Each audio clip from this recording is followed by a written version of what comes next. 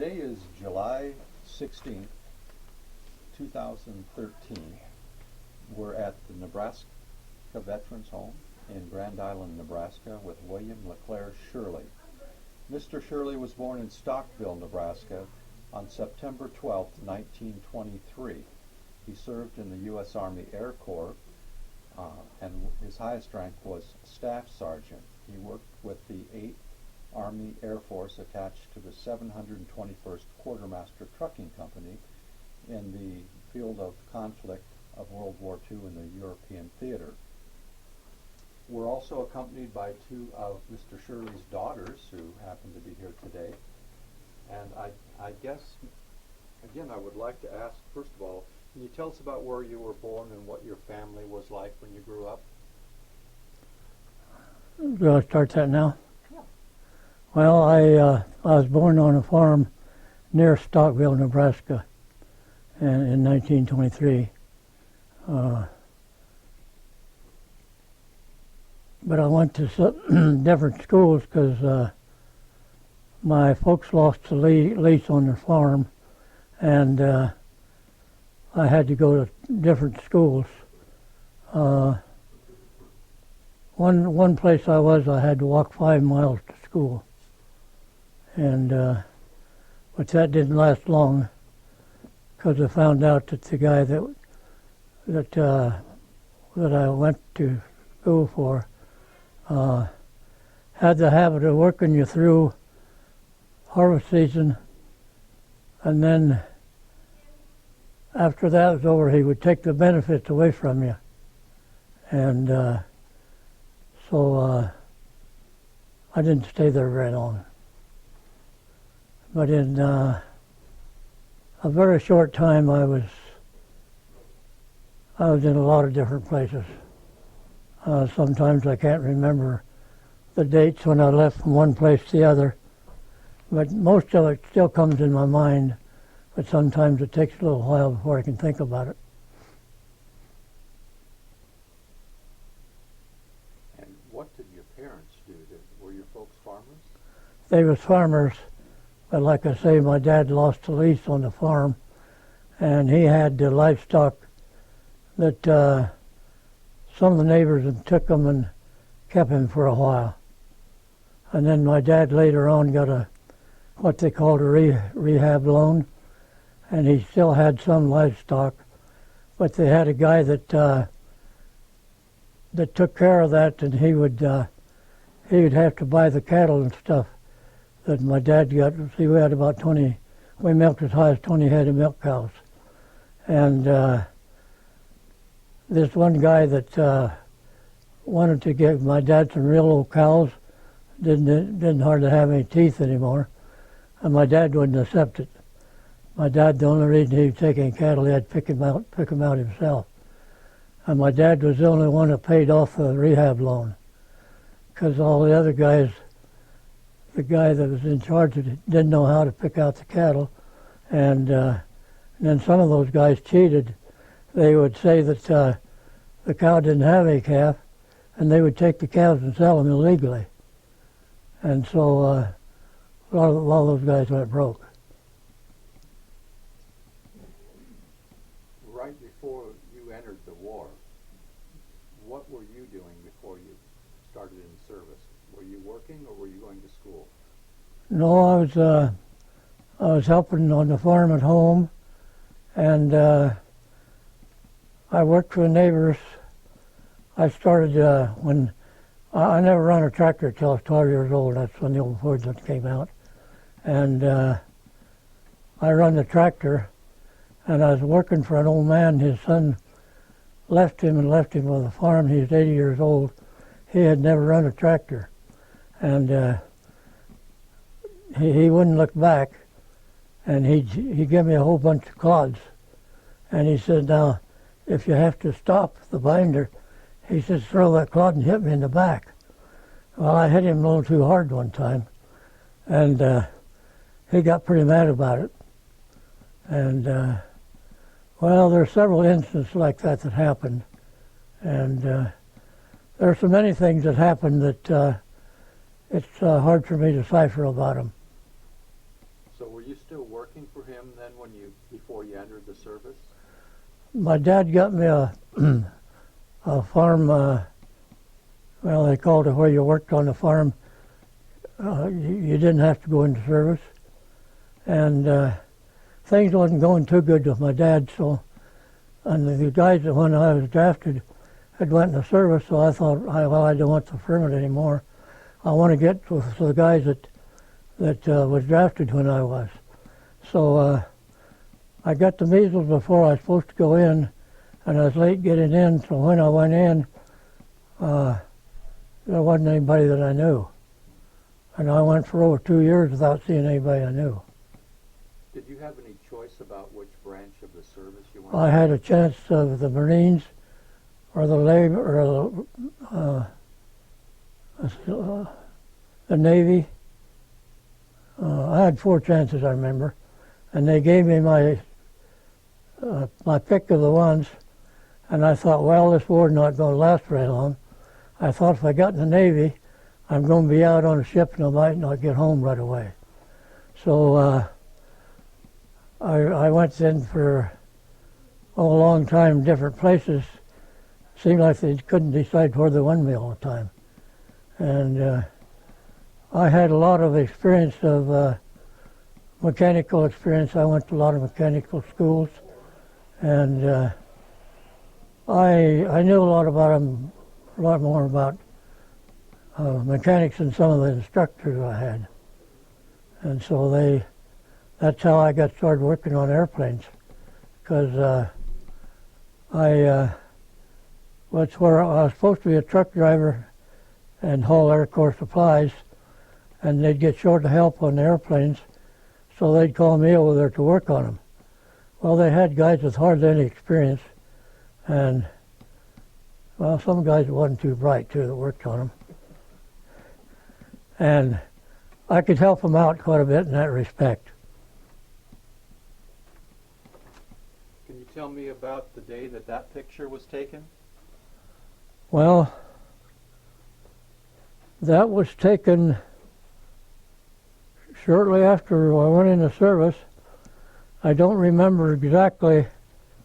I do know I wasn't supposed to be wearing that garrison cap, but I wore it anyway, and I got by with it. Now, what was the rule about the garrison cap? Well, they had these caps that there'll be a picture there somewhere in front of barracks number 5 over in England, and I had started wearing those caps, and I won't say the word that we called them when I had to start wearing them, but that barracks was strafed by enemy airplanes, which was called Little Stoughton, and I moved out of there right away, and it was strafed, I think, the next day. We was lucky there was nobody in the barracks at the time they strafed it. And the Germans shot down I can't think, it was a plywood plane, I think was made in Canada. And I seen this guy land the plane, and the German fighter came down and shot him in the back. And some of that I don't remember after that, but we had to drive in the dark, and I had very good eyes. And the only thing we had little tiny lights that they couldn't see from the air, and but you could see the vehicle in front of you. And there was times we even had to turn them out, depending on where we was at. And I had real good eyes. I could drive in the fog when a lot of them couldn't.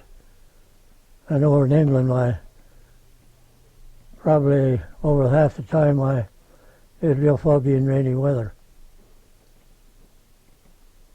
Before you went overseas, you went to basic training here in the United States, is that correct? I went to Denver to take my training, and then they gave you 7 days to go home and get things straightened out. Well, and then when I came down with the measles, so instead of going to Denver, they sent me to Fort Logan, Colorado. And from Fort Logan, I went many places before we got overseas because we had submarines chasing our ship. And we was, I think, 15 days going over because we had to keep zigzagging. But when they dropped the depth charges, we could feel it in our ship. But we were just lucky that they never sank us. But from then on, guys, I was traveling from one place to another so much of the time of being, like when I took my basic training in Florida, at first I stayed in the Bellevue and Biltmore Hotel, which they took over for the people who was in training. And then they took me out of there and they put me in what they called Tent City. And I was a truck driver at that time. And when the English took over Little Stoughton, they had to haul in a whole bunch of rocks, and then I had to haul in gravel and stuff put over the top of that.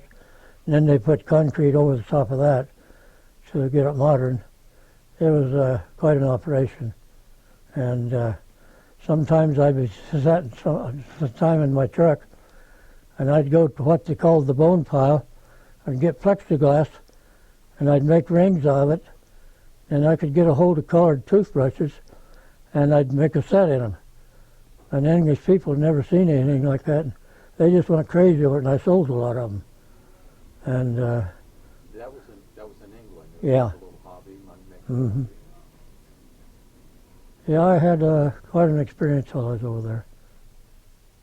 How did you feel about being in England? Well, Time you're away from your family, you're overseas. I was so homesick that I didn't like it. But right away over there, I had to take a crew to salvage a plane in,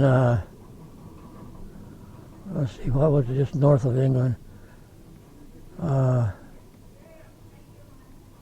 I landed in Liverpool, and then I took training at Blackpool, England, from English instructors, and we had to learn how to drive vehicles in water, and we'd have to go through this big deal where they had water with just your head sticking out. And then for a while you went in with your head under the water, and you had to be able to hold your breath until you got far enough where you could get up a slant where you could get up where you could see again. So that was quite an experience. So the trucks themselves would run underwater. They were designed that way?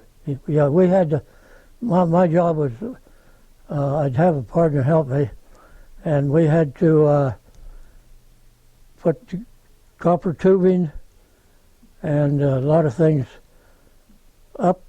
Well, see, I just can't remember. It would be up all the water.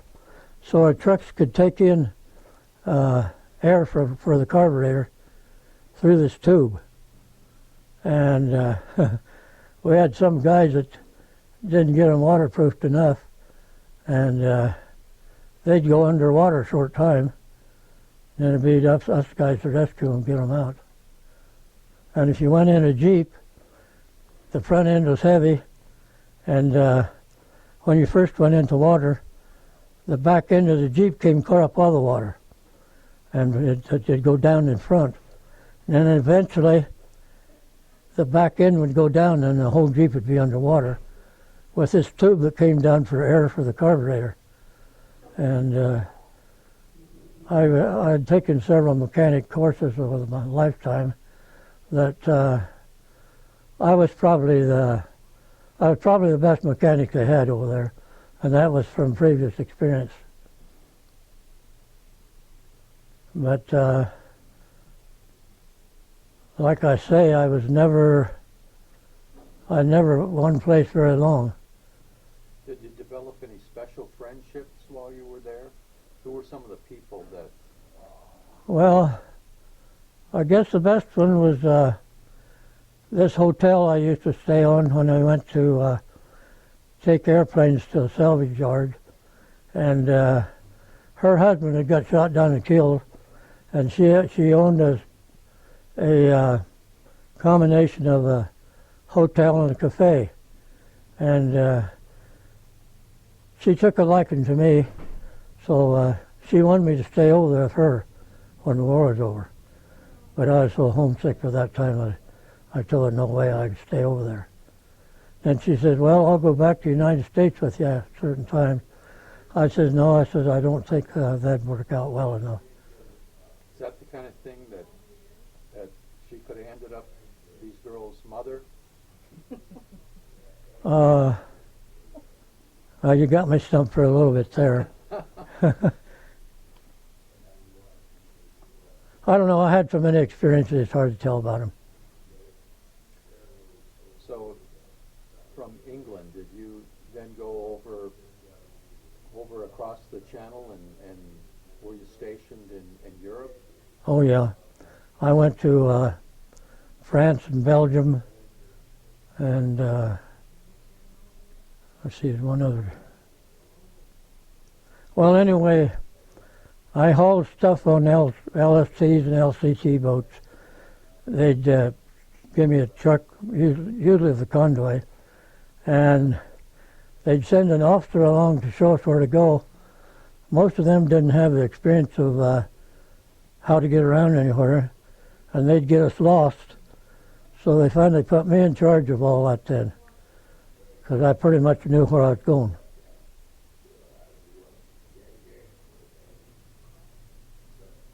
So you were kind of their guide in getting them around there.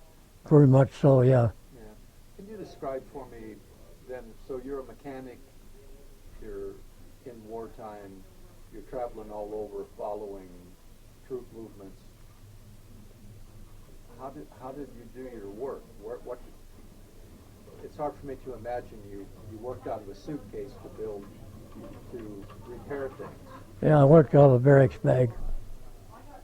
And I remember when we was in this Bellevue and Biltmore Hotel, they had a real thin guy that he couldn't make it upstairs.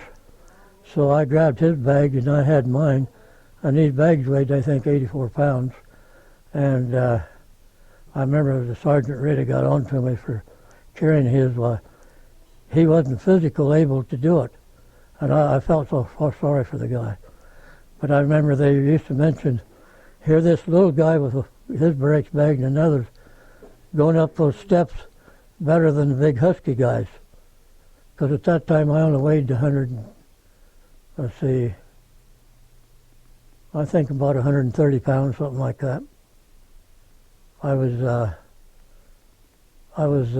thin, but I was all muscle. And that was from a lot of hard work.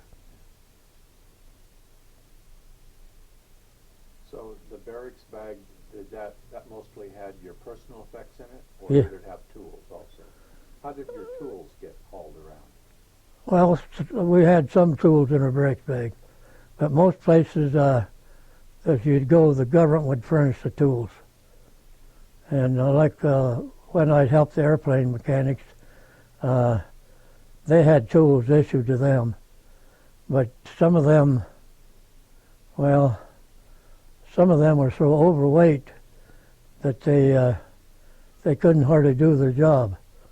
And that's when they would call me in sometimes to take over and do these jobs. And I worked a lot with guys from the Royal Canadian Air Force. And for their dress clothes, they wore what they called hobnail shoes. They had to wear the shoes no matter what they were doing. And same way with their clothes. If they dressed up for some occasion, they wore the same clothes that they worked in. And well, we'd get a girlfriend. The Canadians got the idea they could take the girlfriend away from us. So I probably shouldn't be telling this, but we was getting fights over that. You had war on more than one front going. Oh yeah. It was pretty interesting. Well, here's a picture that we have labeled number 2 in your historical information there. It's a group of guys. Where was this located? Can you tell me about that picture? That was taken in Little Staunton, England, and those GMC trucks didn't have front-wheel drive, and the guys that got there before I was got issued those trucks. Then when I got there, we got GMC trucks with you could let the top down that had curtains and all that, and I think I'm the second one in that picture there, Second one, which row? the front row. Now that's when I got from well, when I went overseas, I had training to work on a lot of different things, especially in McClellanville, California, and I went to a truck driving school there. Besides, now they had a lot of women welders and everything there, and I worked with them, and well, let's see, in 5 months and 10 days from the time I got into service, I was on the way overseas. And all the time, then the guys got shipped out while I was home with the measles, so I was late getting in. They had all shipped out, so all the time I was over in England, when I'd make arrangements from back home to meet a certain guy that I knew, by the time I would meet him, they'd send me to France or Belgium or somewhere, and I had to go when they told me I had to go. And so I never seen anybody I knew probably for well over 2 years. There's a picture here of you and it's picture number 10 in your collection. Who's that fellow in that picture there? This one right here is me, and this was a friend who had lived with his grandparents in Roswell, New Mexico, and he came from Texas. That's where his folks lived, and it don't show up on the picture, but he had Texas across his cap there, so he always wanted to be called Texas or Tex, and his name was Vernon Lehman. Is he on the right side or the left side of that? He's on this side here, and this is me. Yeah, he's on the... Well, I guess he'd be on the left side. Yeah, he's on the left side. Yeah. And here's a picture that's labeled number 9, and is that you standing in front of that truck there? That is Tex. That was Lehman, standing in a truck that was assigned to me. And I can tell you the number of that truck, 4495 131. That has always stuck in my mind for 70-some years. And I'll never forget that truck because I was a careful driver and knew how to turn corners. Most guys at a short time would wear the tires out on their truck.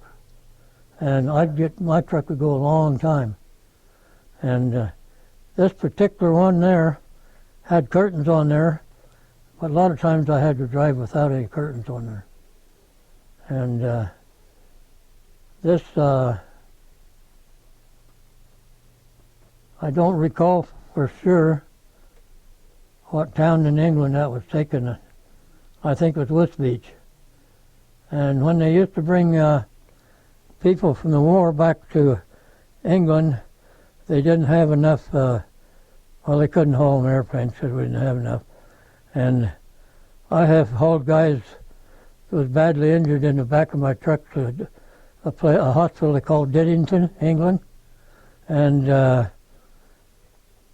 I never, all that time I've seen guys all shot up, bloody and everything, but I never seen a blood person. I never seen a dead person until after I got back in the States. And they put me on a what you call it, where you carry the casket. And I was scared to death when they asked me to do that. But it was friends that asked me to do it, and I didn't want to do it, but I couldn't turn them down. Now, you've never seen a dead person, but during the course of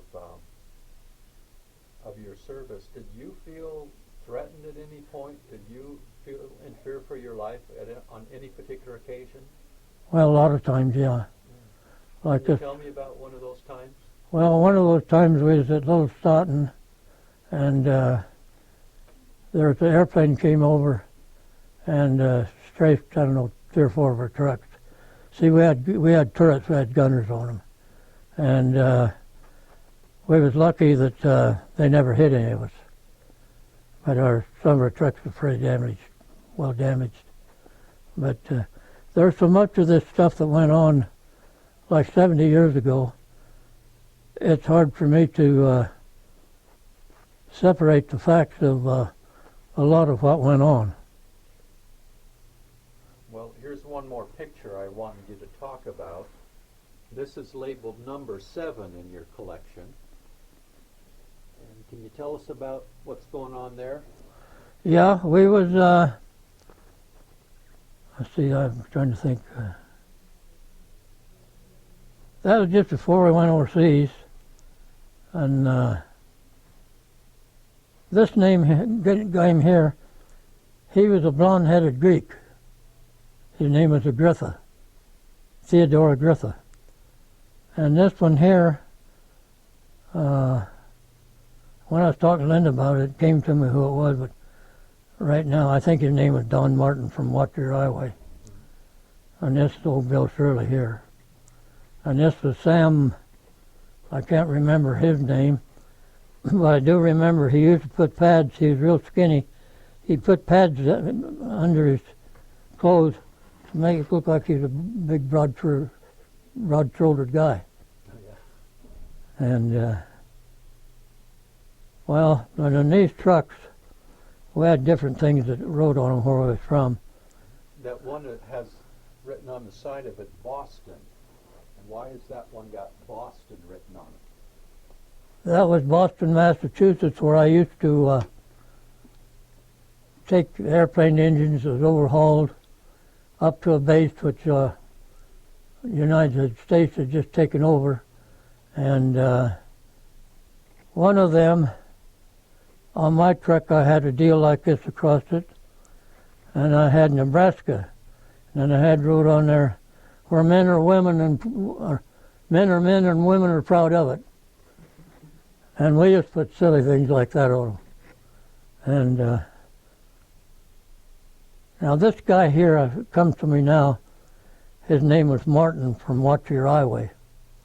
And he came to see me one time long after I was back in the United States, even after I was married. But I was gone somewhere to work on an elevator, and by that time he had a couple children, and he stopped to see me, but I didn't. I was always going to go back there and see him, but the occasion never come up right to do it. But he was a very good friend of mine overseas. So, as a mechanic, a lot of people's lives and safety were actually in your hands because you had to make sure that they had the equipment they needed to go back into combat. Oh, yeah. And were there times that you had to work under a real deadline and you felt real pressured to be able to get the job done? Yeah, sometimes you were pressured because usually when you got ready to go somewhere, you didn't know where you was going.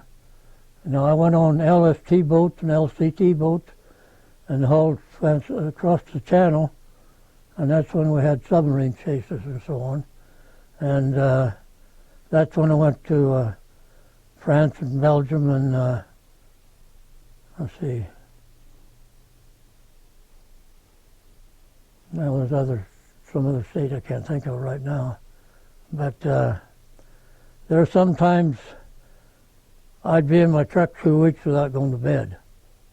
And that'd be while they was unloading stuff that we took over there and loading stuff up to bring back to be repaired.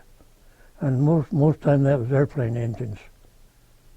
And I remember very distinctly the B-17 engine only had 6 bolts bolted into the frame. And of course it had all the other conglomerate that went with it. And I learned all about that all the time I was over there. Can you tell me about the B-17? What was special about that particular plane? Well, It was a 4-engine plane, and I think each engine had, they had radial engines, and I think each engine was 200 horsepower.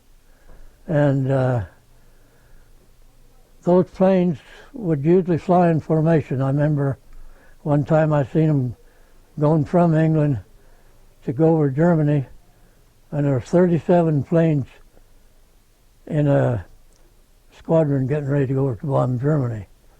And the English would very seldom ever go in the daytime. They always flew at night. And they didn't have all the radar system and all that stuff they had then. And then we had a plane that went over there, and we had, they call it chaff. It was tinfoil in crates. And we was going over, getting ready to go over Germany, and we dropped that chaff. And it just scared the Germans to death, because each chaff would make them think that was a plane coming over. And they thought we had thousands and thousands of planes coming over. And it was when we were dropping chaff. The B-17 in particular, what was its primary purpose? How was it used mostly? Mostly as a bomber. Because, like we say, they flew over with a lot of B-17s. And then when they quit painting them the OD color, and they sent one over that was, I can't remember if it was silver paint or if it was the material it was made out of. But English, they tried their darndest to shoot that down. And it came back just full of flak holes. And the English tried to shoot it down, or the Germans? The Germans. Oh.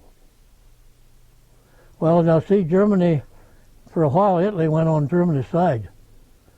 So we started whipping the hell out of Germany, and then they went on our side. And so they had, we had taken a lot of Italian prisoners, and they wore a real purple. They wore the same clothes. We had them as prisoners, and they worked in camps. Well, they worked on some of our equipment, but they were guarded with guns and everything. And they had to do what we told them to do. And my buddy, one time, we got on the wrong train coming back to camp from someplace. I think we'd been at York, England. And there was a bunch of Italians that was we had in concentration camps. And we was talking to this one guy. We had a book of different languages to try to talk to other people. And we was talking to this one guy, and he knew the English language real good. But he was an Italian. And well, after they went on our side, and then over in France and Belgium, they took over the places where the Germans used to have these big, we called them mess halls. And they had these girls working there, and some of these Germans that was stationed there was their boyfriends. Before that, they was enemies. And these girls would tell us about how nice those German soldiers treated them after they was in this what we called a mess hall. So I did so much and heard so much that I could never tell about it. I wouldn't have time. Can you tell me, when did you first get the idea that the war was winding down or coming to a close?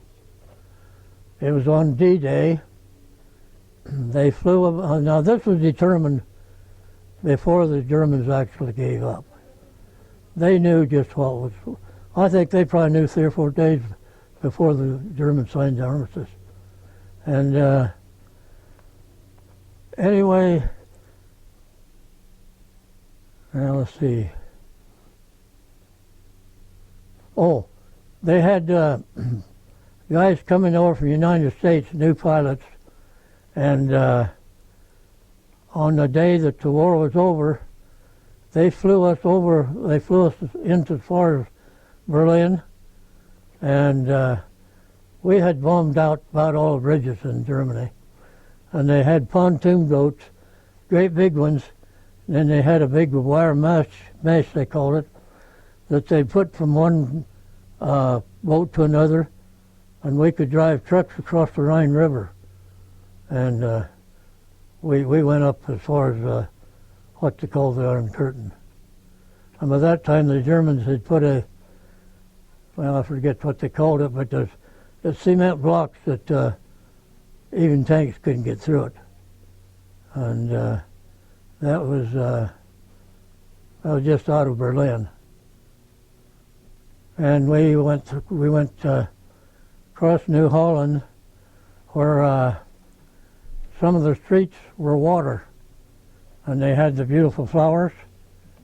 And I don't know. There's a lot to tell about my experience that some of it I wouldn't want to recite. I think this picture here, picture number 8, I think that was taken at the end of the war, wasn't it? Yeah, that was taken. This was Tex, my good buddy, and this was me. And this guy here was a guy that he was a truck driver, and he was standing in front of a truck, and another guy was going to scare him, drive up and put his brakes on. Well, he missed the brake and broke both this guy's legs. So this guy, he got to be a truck driver after that, and but he was a crippled guy. But even with his crippled legs, they had a special truck with him that he could mostly handle everything with his arms. He didn't have to use his feet.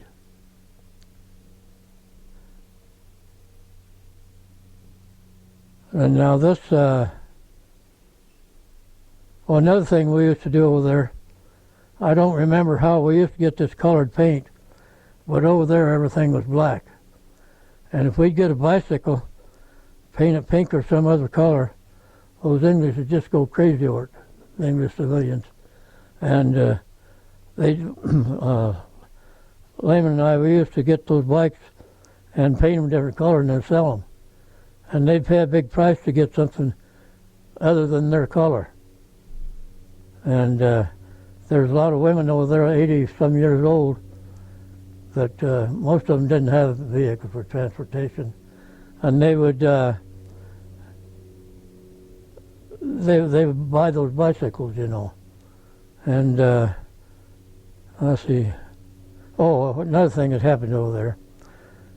Most of the people drove these little Austin cars, and this Lehman and I, one time, we was going somewhere, and anyway, we was at this English base, and this Englishman was driving this little Austin, and we used to get a hold of them. The two of us could pick them up and drop them. Well, we'd let them get the motor going real fast, and drop them, and they'd practically break their neck and take it off. So one time the guy, he had that happen to him, so he pulled a trick on us. We got a hold of him, and we was behind him, holding him up, figuring that he was going to go ahead. Well, he put it in reverse, and he sat there and laughed at us. And we didn't dare to drop it down because it would have run over us. So he made us stand there quite a while, holding this little Austin pickup up, and he finally seen that and you couldn't jump aside and get rid of it. You had to stay behind it. But I guess he finally felt sorry for us then, and then he let on the gas in so we could. In fact, I think he even shut the engine off. And then they used to have little cars that burnt what they called coke. It was a product of coal. And now, if say in the spare of their little car, a lot of them was little Fords that was made in England. And they would, let's see, you can look in the where the hubcap was supposed to be, and you could see a fire burning this coke, which generated the gas that went into the carburetor of the trucks. And that was quite a deal. Well, and then another time, see, I had special time sometimes to get bombs to certain times to go out on airplanes. And we came to this one place, and this Englishman was coming from the way on the truck, and I had clearance to speed. And I could go, I think my truck would go 65 miles an hour, which was awful fast then. But anyway, this guy, we called him Limey then. He drove up there, and he wouldn't let us pass. And I asked him in a nice way, I said, will you please back up back to where there's a kind of clearing? I said, I've got priority here.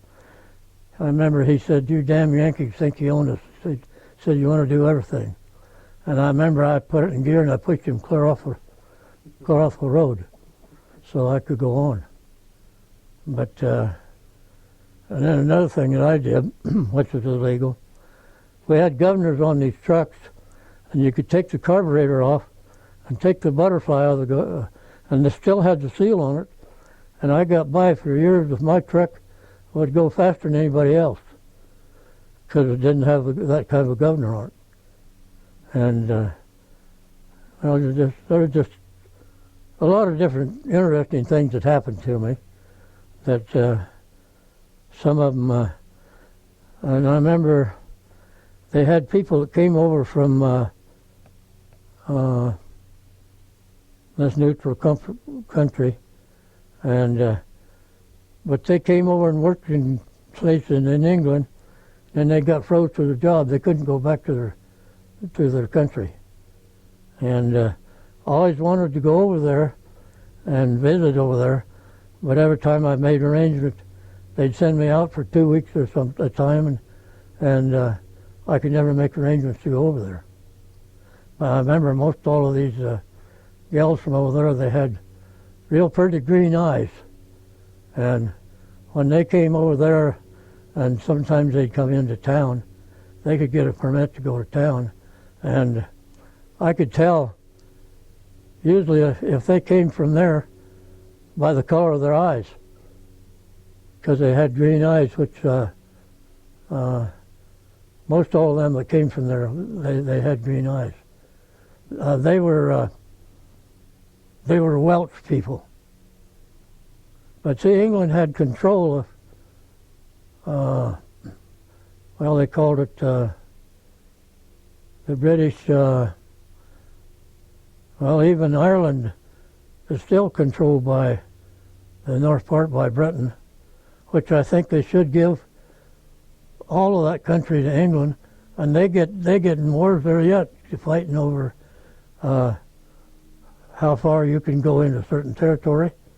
And it's, well, to my notion, the British was very selfish people. Because Great Britain used to own a lot of countries.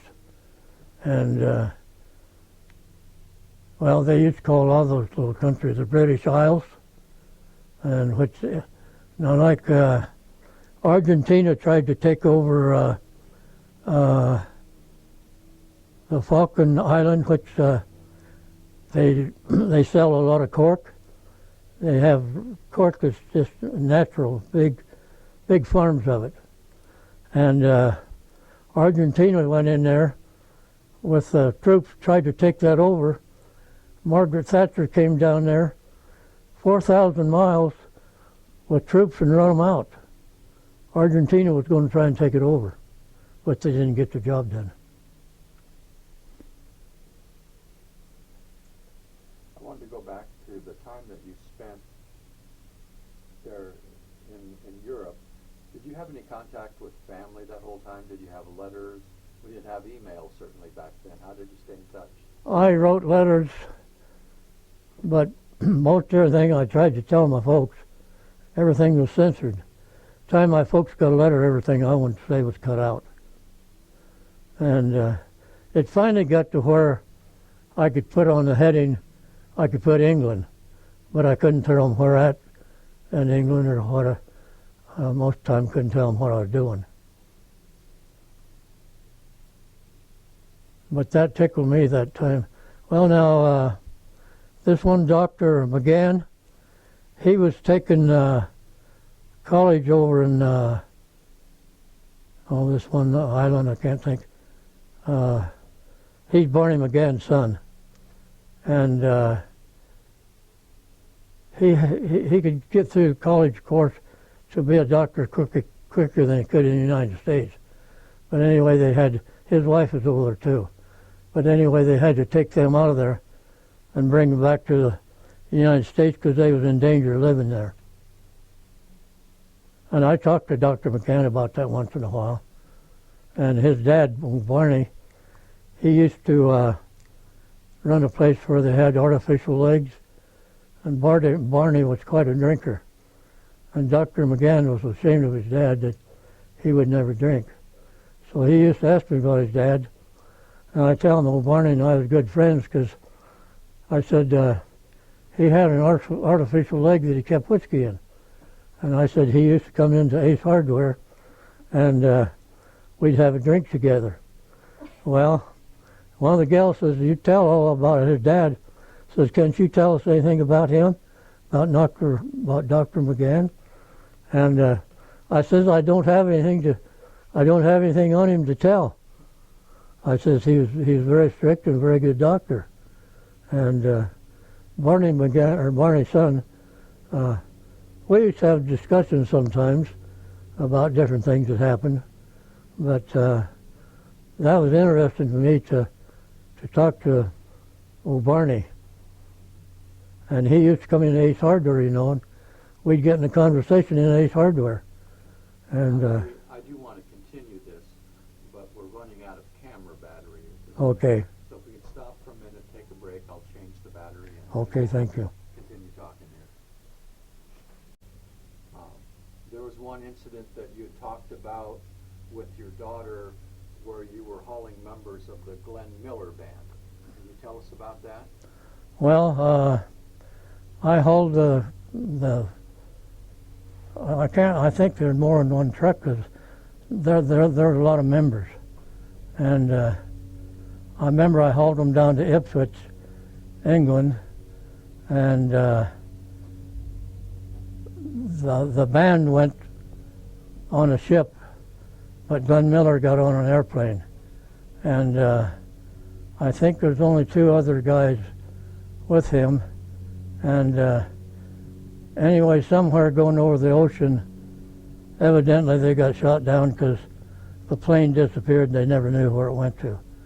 But they figured that the Germans shot it down, and it went down in an ocean which was so deep that it was never found.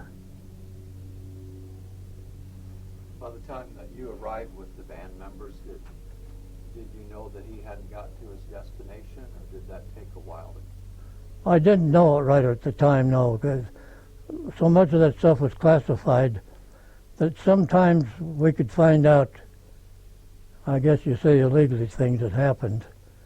Now, when they went to, when I would haul those guys to Diddington, to the hospital, there were some of those guys that had tourniquets and maybe an arm or leg shot off or something like that.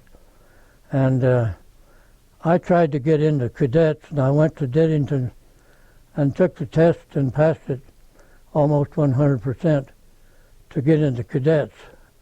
Well, by that time, the war was over, and the French cadets that we were training at Frederick, Oklahoma, they had those guys that learned to fly that could speak very little English. And I remember one time they landed and they went off the runway, and I was running a clee track, they called it, and pulled them back onto the runway, and these Frenchmen pilots had got out, and I thought there was someone in there still being able to put the brakes on. Well, got out and there wasn't nobody in there. And I pulled it back on the ramp, and the airplane was about to run over me. So I had to let it run off into the mud off the runway. And and then when I found out that most of those Frenchmen couldn't even speak English. And I thought they'd be able to stop that plane after it got up on the surface. But there was nobody in there.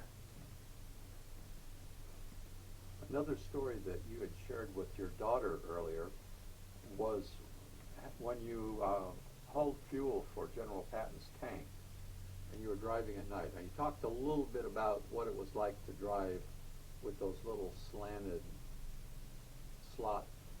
It was very dangerous because we were driving with all you had was those little tiny lights ahead of you. And I remember we went down to Plymouth, England, and we was real overloaded with, let's see, well, that was with gasoline. And we even had pulled trailers with gasoline in 5-gallon cans that's headed for Patton's truck tanks. And I took them up there on the Battle of the Bulge, and I took them up where I could hear the shells and cannons going off. But then they had their troops take the gas on in and put it in his tanks. And I remember General Patton got in trouble that time for slapping a private. He was a real strict. He was a very mean guy, you know. And I guess that's the reason they had him in charge of those troops, because I mean he had them all scared to death. But he was, I would say, he was a mean person.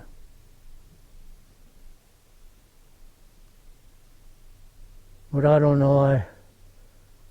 Some of those things I did, I'd like to forget. But sometimes yet I have dreams about them, and sometimes they're not very pleasant dreams. But that don't happen as much like it used to. What kind of things still bother you that you dream about? Well, I'd be dreaming like being up close to enemy territory.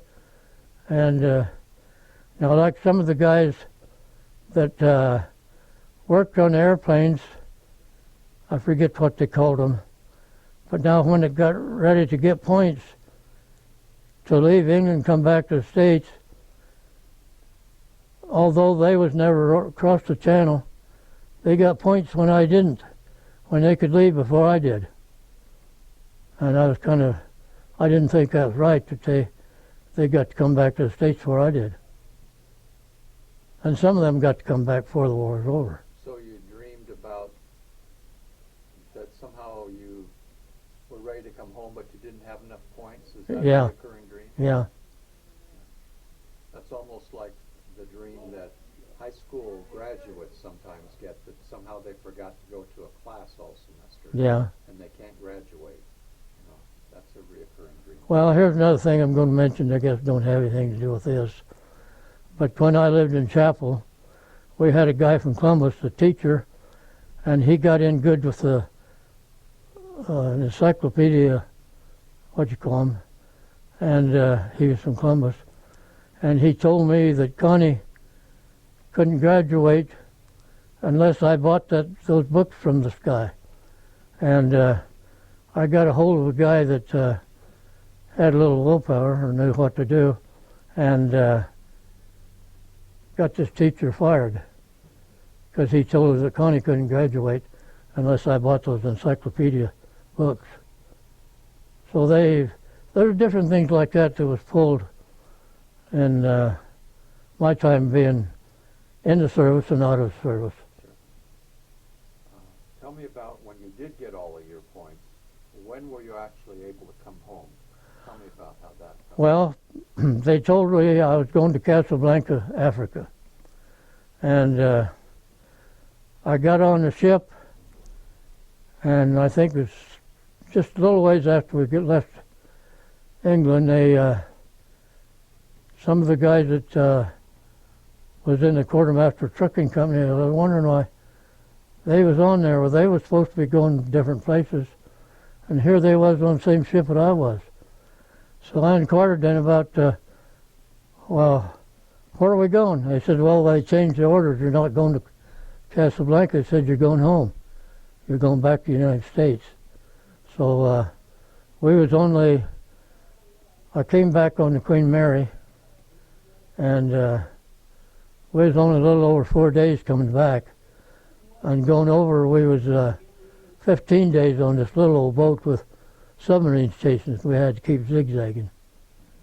So, well, what really perturbed me too, when we came into the harbor, they had a big blimp up there with playing songs and telling us how happy they was that we got over and won the war and all that. Well, that time I hadn't been to bed for a couple of days, and I was so damn tired. I just wanted to get somewhere where I could get a nap.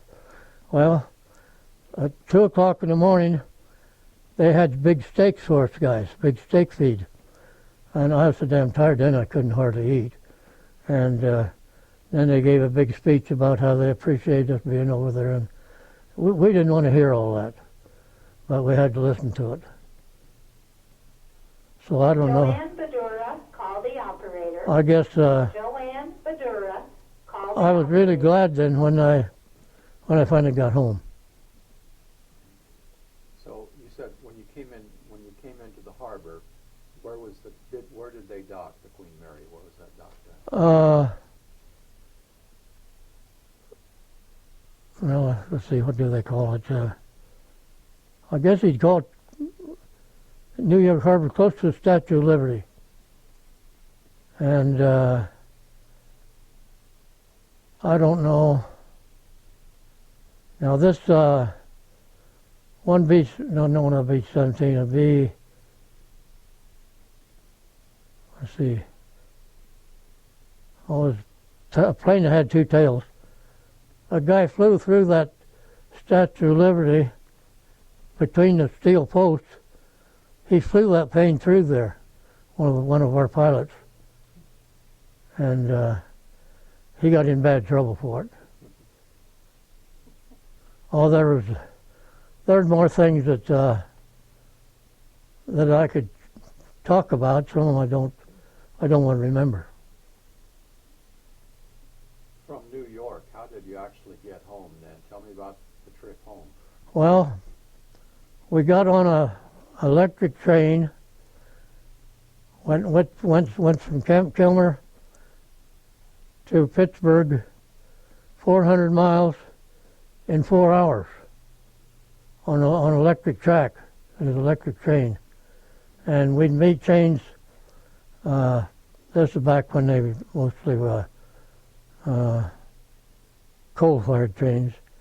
And we'd meet them coming the opposite direction, that's going 100 miles an hour, and them probably going 60, 70 miles an hour. And you didn't dare to stick your head out the window.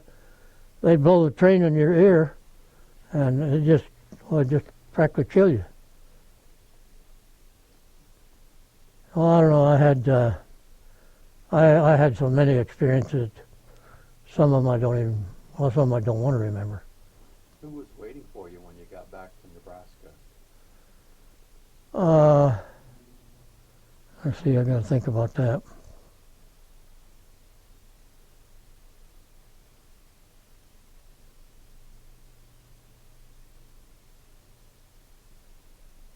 Well, we went to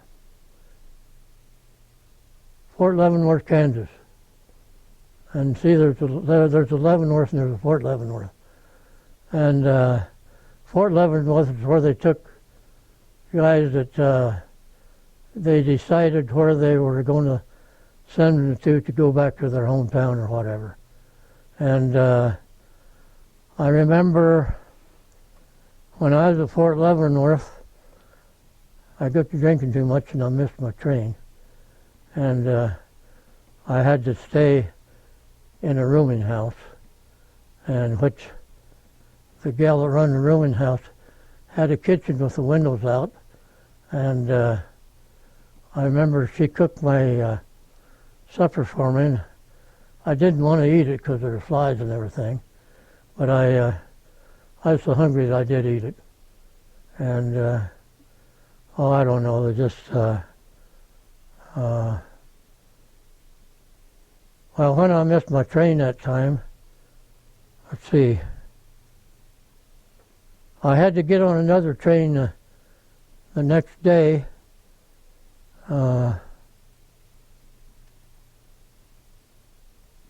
They sent us someplace then to decide if they're going to send us home. Then went from then I went to Lincoln, Nebraska to get my discharge. And from Lincoln is where I went home then. And let's see, I can't remember for sure, but I think they sent me from there to McCook, Nebraska. And when I went home, my folks didn't even know I was back in the United States. And I remember going across the pasture and going up in my yard when my folks didn't even know I was in the United States yet. And my youngest daughter came to meet me then, and pretty soon here my dad come out of the house. And of course I had a lot of questions, but right at the time I didn't want to talk about it. And then it seemed like when I got home, there was so much discussion about everything that I didn't even want to hear it. I guess I just kind of closed my ears off to it. But I don't know, it's there's a lot of that stuff that I don't exactly remember. Like I say, it's been over 70 years ago. A lot I don't remember just when it happened or exactly how it happened. When you did come home, did you feel like the world went on here and you had been elsewhere and they couldn't understand what you had been through?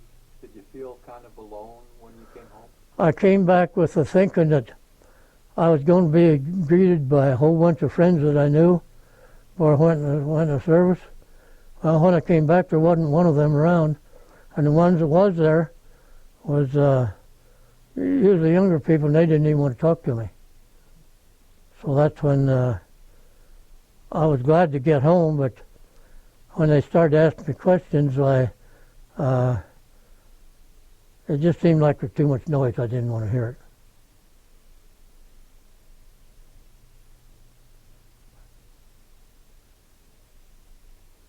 But I had so many things happen through life. One time, see, I was pretty small, short.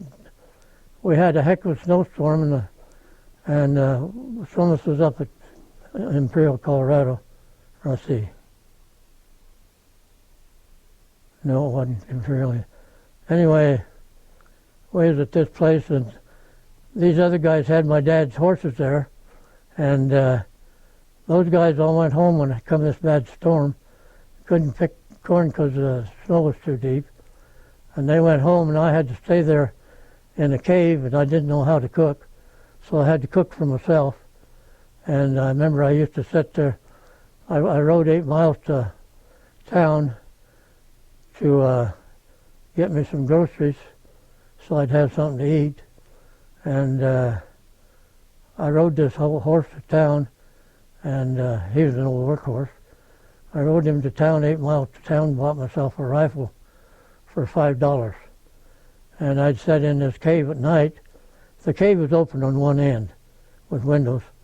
And I'd sit up there at night and shoot jackrabbits. And I mean, that was really a sport to me then. And at that time, you could sell those jackrabbits. You could sell the hide for, I think, 25 cents a piece. At that time, they used to make collars and mittens and stuff out of them. And the carcass, they would sell to mink farms. That's what they fed their minks. Was their minks they like raw rabbit meat. So after you got settled in and coming back, Sounds like you were already married when you had left for the service, is that right? No, I didn't get married till I came back. Okay. Oh, it was your sister who met you, not your daughter, is that correct? My sister, yeah. Oh, yeah, okay. And she wasn't very old then. She was just a young kid. And at what point did you meet your wife? Tell me Well, how that happened. they had a cafe in Curtis that they called it the Aggie Inn. And Curtis at one time only had about 1,100 population. And these rich people used to send their kids to school down there. It was an agricultural school. They called it the University of Nebraska School of Agriculture. And they'd send these rich kids down there. And the little town there, we had 470 students in the high school. And most all of them was from rich people up in the sand hills. And my dad worked for the school, feeding turkeys and milking cows and all that stuff. See, they had a dairy farm and they raised chickens and they raised about everything. And they took a picture in what they called the Aggie picture of some of these sandhill kids, and they said that these kids raised these 1,500 turkeys. Well, my dad said he never seen those kids. They had local kids that took care of turkeys. And my dad got fired for hiring some kids that come there that wouldn't work. And my dad used to haul corn and, well, he milked cows. My dad did everything for the school there. And my dad at that time was only, let's see, I can't remember for sure. I think maybe 50-some years old. And I thought he was a real old man then. We used to refer to our folks as the old man, but my mother always called her Mom.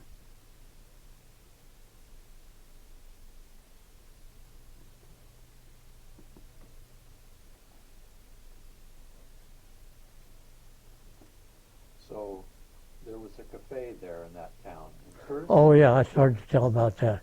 They called it the Aggie Inn. And my wife was working there, and prettiest little girl around. And I thought, God, I'd like to go with her. But I thought, well, I'm afraid to ask her. So one night I shouldn't say this, but I was half liquored up. And I was driving down the street, and my mom and her best friend Hilda had just left the Aggie Inn to go home. So I pulled over and I said, you girls like to go for a ride? So they crawled right into the car. So my wife really fell for me then because I was in uniform and was always real neat and everything. And I remember they had to be home by 9 o'clock. And Hilda, she got home by time that she's supposed to. And my wife and I stayed out a little later. And my wife caught heck for getting home late because her dad had come in on the train. He was a freight conductor, and they had to be in. When that train come into town, they better be home. Well, she's a little late getting home. So she got whipped for that because she wasn't home in time. But her dad could be the best guy, and he could be the meanest guy. It just, I guess it depends on the mood he was in. How long was it before you decided you were going to get married? 18 months after I met her. A lot of guys just say, well, did you have to get married? I said, no. I said, we started going to, let's see, how was it?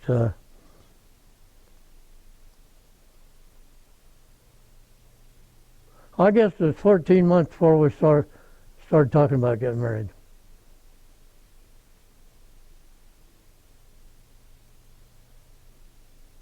And then I remember her sister, my brother came home from the Korean deal, and he went with my wife's sister, and I remember her dad seen them together, and her dad didn't think much of me at first. And I remember they said, well, I wonder if Bob and her will ever get married. And he said, one Shirley in the family's enough. And then later on, after he got to liking me, he always bragged on me. What do you think changed his mind about that? Because I helped him out a lot. Like on their house, if there's high painting, I'd go and do that for them free of charge, you know. And Richard Ramirez, please come to third person. Richard Ramirez. Well, I guess I helped them out in that respect, even her brothers. And they never treated me right. Like if we get in a horseshoe game or something, they wouldn't let me in the game. I was kind of a sidecast, I guess. But if you do a favor for them, well, you're all right.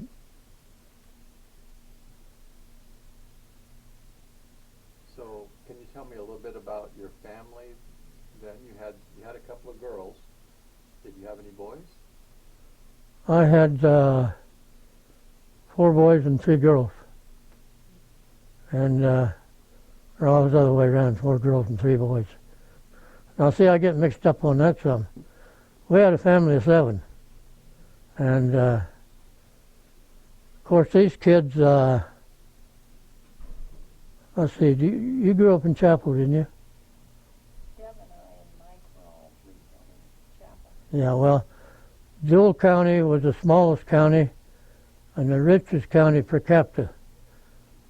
And I worked mostly for the millionaires there, and I charged more than the other carpenters and painters did.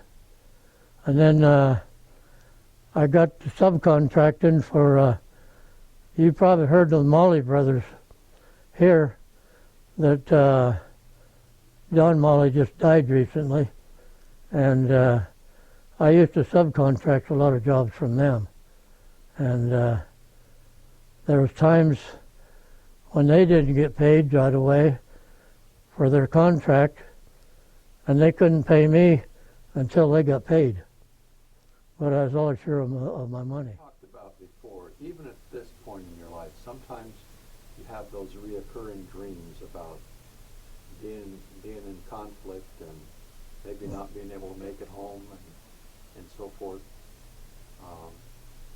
When you think about the other kinds of conflicts going on in the world today, you know, we have troops in Afghanistan and just all over the place. We have a number of different involvements. What do you think about what the military is up to these days? Well, everybody trusts our president, but our president actually, they don't have too much to say about what's going on. They've got guards up on buildings and everything. There's limited to what they can talk about, really. And to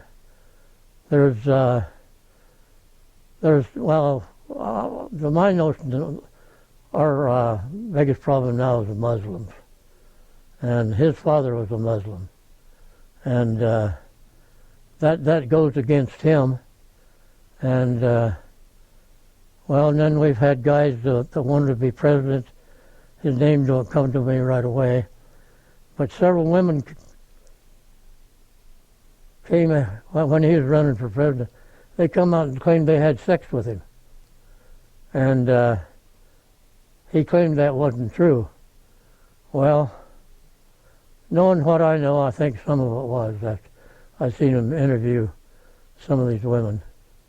And it's a crazy world. Do you think our military, though, is involved appropriately in the conflicts that they're currently participating in? No, I don't think they are. And I think we've got too many air bases. We've got places now that hell, I've never heard of before. And they tell about they've got so many troops stationed there. And some of them really, I guess some of them really don't know what they're there for. They're just there, you know. But see, when I went in the Civilian Conservation Corps before I went in the service, our pay was $21 a month. And of course you got your room and board. And then when I went in the service, let's see, I think our pay was, I don't recall for sure, but I think it was $51 a month. And then afterwards they kept getting raises then. But I guess I never got very much of a raise till long to the last of my time in service. Is there anything else that I didn't ask you about that you felt like you wanted to talk about today?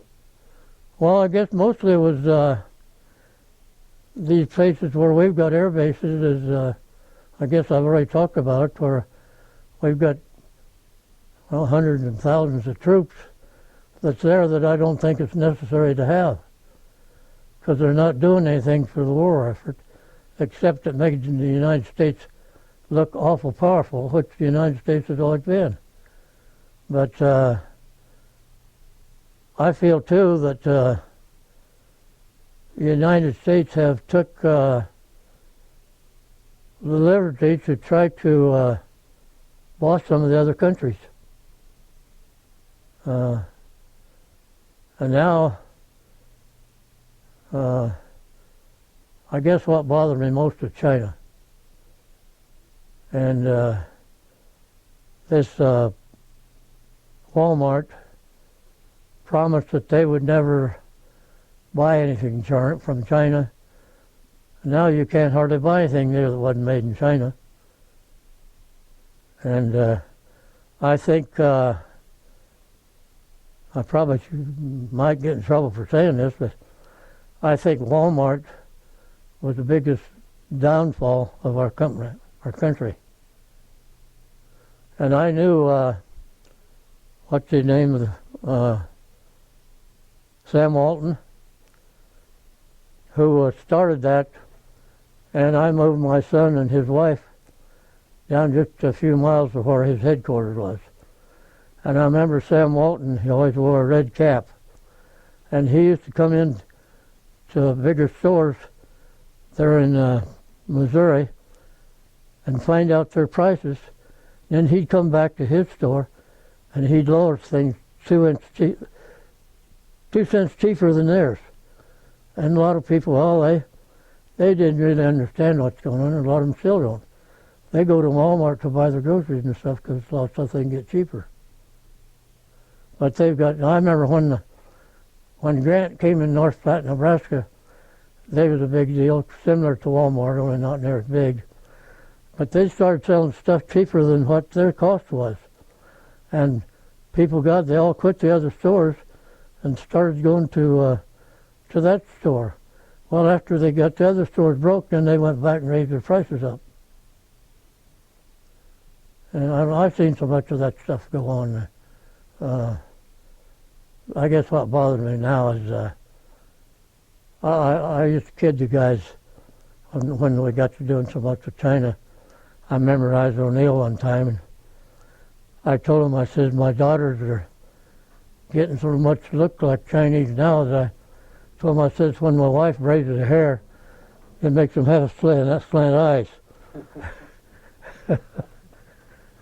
And the guys, I just could say funny things like that in the bar, and I could get everybody laughing. And I used to like to do that. So you got a favorite joke? We're going to have to close this here. Well, I have some, but Do you have a favorite story that we can tell on film? Probably most of them I wouldn't dare to tell. Mr. Shirley, or William, I want to thank you so very much. Call me Bill, please. Bill. This is an official Yeah. circumstance here. But Bill, yes. I want to thank you for your service to your country, and I want to thank you for the time that you spent with us today.